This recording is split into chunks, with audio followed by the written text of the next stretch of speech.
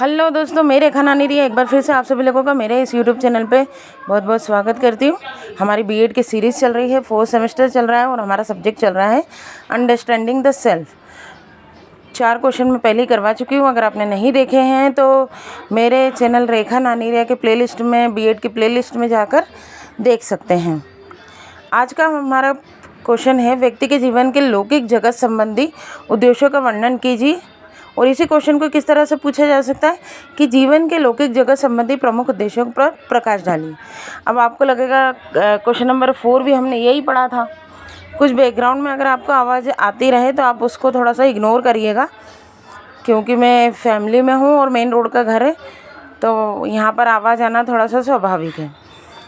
तो यहाँ पर हमने क्वेश्चन नंबर जो 4 पढ़ा था वो था कि जीवन के लौकिक संबंधी उद्देश्यों को बताइए, और यहाँ पर है जीवन के लौकिक जगत संबंधी उद्देश्यों पर वर्णन कीजिए। अब आपको लगेगा दोनों में डिफरेंस क्या है, तो दोनों में डिफरेंस बस थोड़ा सा माइनर सा है कि जब भी हम लौकिक जगत की बात करेंगे तो हम पर्यावरण की बात करेंगे, ठीक है। और सिर्फ लौकिक जीवन की लौकिक संबंधी उद्देश्य की बात करेंगे तो उसमें पर्यावरण नहीं आएगा, ठीक है। उसमें पर्यावरण की कोई बात नहीं की जाएगी।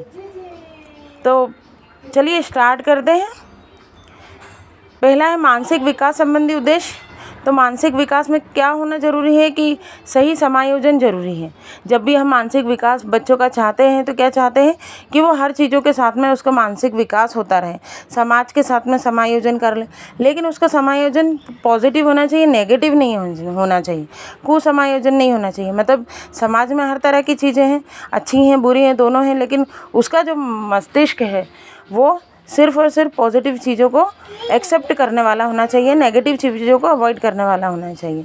इस तरह से एक अच्छा मानसिक विकास बच्चे का हो सकता है। फिर दूसरा है पर्यावरण अध्ययन संबंधी उद्देश्य। तो पर्यावरण अध्ययन बहुत ज़्यादा ज़रूरी है बच्चों के लिए। इसलिए ज़रूरी है कि अगर पर्यावरण की हम बात करेंगे तो पर्यावरण से ही हमारा जीवन है।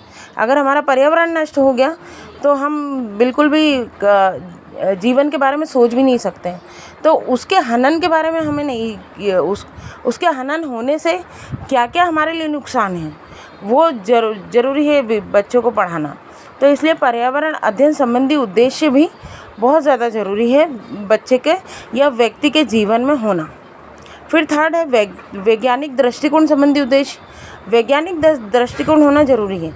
अगर वैज्ञानिक दृष्टिकोण बच्चे का नहीं डेवलप किया जाएगा तो वो कुरीतियों में बहुत जल्दी आ जाएगा। जैसे पहले के लोग थे, बाल विवाह और अंधविश्वास में बहुत ज़्यादा विश्वास करते थे कि जैसे अगर लड़का नहीं होगा तो ये हो जाएगा वो हो जाएगा। लेकिन आजकल देखिए वो भ्रांतियाँ बहुत ज़्यादा कम हो चुकी हैं। तो ये होता है वैज्ञानिक दृष्टिकोण कि हम नई नई चीज़ों को डेवलप करने के बारे में सोचें, और जो पुरानी मान्यता है, पुरानी कुरीतियाँ हैं या पुराने अंधविश्वास है, उसको हम बच्चे के दिमाग से हटाने की कोशिश करें। तो ये है वैज्ञानिक दृष्टिकोण संबंधी उद्देश्य। 4th पॉइंट की अगर हम बात करें तो सामाजिक विकास संबंधी उद्देश्य की बात कर रहे हैं। देखिए हम सभी किस में रहते हैं, समाज में रहते हैं, तो समाज का विकास होना बहुत ज़्यादा ज़रूरी है। अगर समाज का विकास नहीं होगा तो हमारा विकास नहीं होगा। तो हमारा कर्तव्य बनता है किसके प्रति, समाज के प्रति। तो हमें बच्चों के मन में भी यही भावना डालनी है कि हमारा समाज के प्रति कर्तव्य बनता है कि समाज का विकास हो। अगर समाज का विकास होगा तो हमारा परिवार का विकास होगा, हमारा खुद का भी विकास होगा। फिर 5th पॉइंट है शारीरिक विकास संबंधी उद्देश्य। शारीरिक विकास सबसे ज़्यादा महत्वपूर्ण है, इन सभी पॉइंटों में सबसे ज़्यादा इम्पोर्टेंट है। क्यों? अगर व्यक्ति का शरीर स्वस्थ है तो वही सारी चीज़ों के बारे में सोचेगा। अगर व्यक्ति का शरीर स्वस्थ नहीं है तो वो किसी भी चीज़ के बारे में नहीं सोच पाएगा। तो इसलिए जो बच्चों की प्राथमिक शिक्षा होती है, जब बच्चे छोटे होते हैं, नर्सरी में होते हैं, तभी से उन्हें पर्यावरण की और शारीरिक संबंधी जानकारी दी जाती है, क्योंकि ये दोनों चीज़ें बहुत ज़्यादा इम्पोर्टेंट है। अगर ये दो नहीं है तो हमारा जीवन नहीं है। सबसे पहले शारीरिक और उसके बाद पर्यावरण। फिर 6th की हम बात करें सर्वांगीण विकास। सर्वांगीण विकास मतलब हमें क्या करना है, व्यक्ति को जो हमारा बच्चा स्कूल जा रहा है उसे हमें योग्य और विकसित बनाना है, ताकि वह सभी क्षेत्रों में विकास कर सके।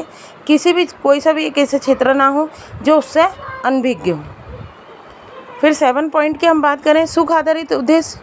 भाई भौतिक चीज़ें बहुत ज़्यादा ज़रूरी है आज के समय में, है ना।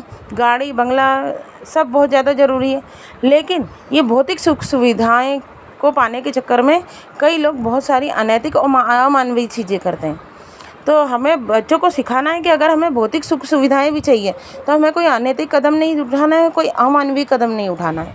हमें ये भौतिक सुख सुविधाएं जो हैं वो नैतिक तरीके से प्राप्त करनी है। फिर पॉइंट 8 की हम बात करें, सांस्कृतिक विकास संबंधी उद्देश्य। हम समाज से जुड़े हैं और समाज में हमारी एक संस्कृति है, उसी संस्कृति को हम आगे बढ़ाते हैं। जैसे हमारे राजा महाराजा थे, है ना। जैसे हम बात करें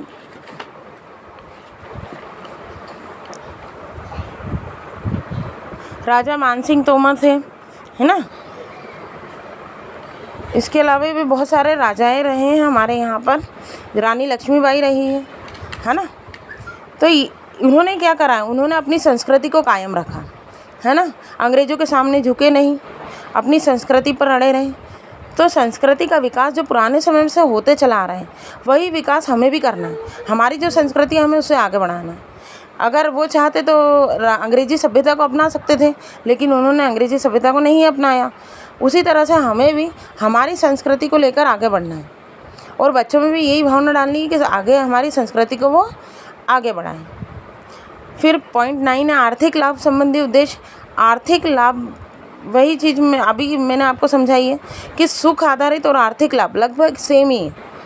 कि आधारित लाभ में क्या होता, आर्थिक लाभ में क्या होता है कि व्यक्ति को गाड़ी चाहिए, बंगला चाहिए, धन दौलत चाहिए, है ना। लेकिन उसके लिए वो अनुचित साधनों का प्रयोग ना करें, है ना। भाई किसी का गला काट के अगर आप छीन ले जा रहे हो तो ये तो अनैतिक है ना, उसके बदले आपको जेल भी हो सकती है। तो ये चीज़ नहीं करनी है, हमें अनुचित साधनों का प्रयोग नहीं करना है। हमें जब भी आर्थिक लाभ चाहिए, बच्चों को ऐसी भावना और ऐसा उनमें विकास करना है कि वो आर्थिक लाभ कमाने की तो सोचें, लेकिन उसके लिए अनुचित चीज़ों का उपयोग ना करें। आजकल ऑनलाइन फ्रॉड भी कितने सारे हो रहे हैं, है ना। फिर पकड़ा जाते हैं, फिर पुलिस उनको पकड़ लेती है, क्योंकि आज नहीं कल पकड़ा ही जाते हैं वो लोग, है ना। पुलिस से कुछ नहीं छुपा रह सकता है, आप 5 साल बाद भी पुलिस आपको पकड़ लेगी।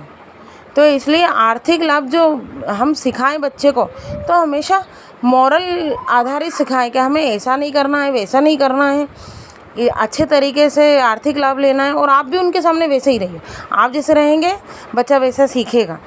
तो वैसा सिखाने के लिए हमें ज़रूरी है कि हम खुद भी वैसे हैं। कोई भी अनैतिक काम उनके सामने होना ही नहीं चाहिए, अगर उनके सामने होगा तो वो डेफिनेटली सीखेंगे। फिर होता है रोज़गार संबंधी उद्देश्य। रोज़गार संबंधी उद्देश्य जो है बहुत ज़्यादा ज़रूरी है। भाई बच्चों को अगर हम कोई शिक्षा दे रहे हैं तो शिक्षा किस लिए दी जा रही है, ताकि वो आगे जाकर रोज़गार प्राप्त कर सकें, या तो वो खुद अपना कोई बिज़नेस कर ले, या किसी कंपनी में सेटल हो जाए, या किसी गवर्नमेंट सर्विस में चला जाए। तो उसके लिए रोज़गार संबंधी उद्देश्य जो होता है वो ज़रूरी है, या जिसमें उसका इंटरेस्ट है वो उसका सर्वोत्तम व्यवसाय होगा, है ना। उसमें वो इंटरेस्ट लेकर भी करेगा। जैसे मैं टीचिंग, मुझे पसंद है टीचिंग करना, तो मैं उसको कर रही हूँ और मुझे अच्छा भी लगता है, मैं कहीं पर भी टीचिंग कर सकती हूँ। तो ये मेरी एबिलिटी है और मुझे अच्छा लगता है। तो बच्चा जिस फील्ड में उसको अच्छा लगता है, उसी फील्ड में अगर आप उतारेंगे उसे, तो डेफिनेटली वो ये सक्सेस पाएगा इसे। तो ये रोज़गार संबंधी उद्देश्य बहुत ज़्यादा ज़रूरी है, उसकी जानकारी उसको होनी चाहिए।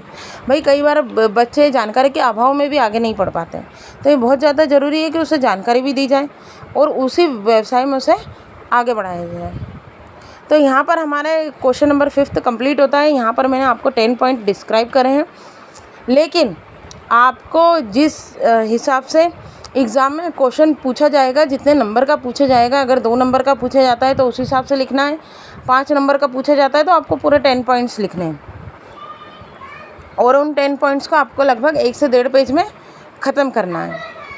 तो आई होप आपको मेरा ये एक्सप्लेनेशन अच्छा लगा हो। अगर अच्छा लगा है तो आप मेरे चैनल को लाइक कीजिए, शेयर कीजिए एंड सब्सक्राइब कीजिए। और आपको उन बच्चों तक मेरा ये चैनल पहुंचाना है जिसके लिए ये वीडियो इम्पोर्टेंट है। तो मिलते हैं नेक्स्ट वीडियो में। Till then thank you very much.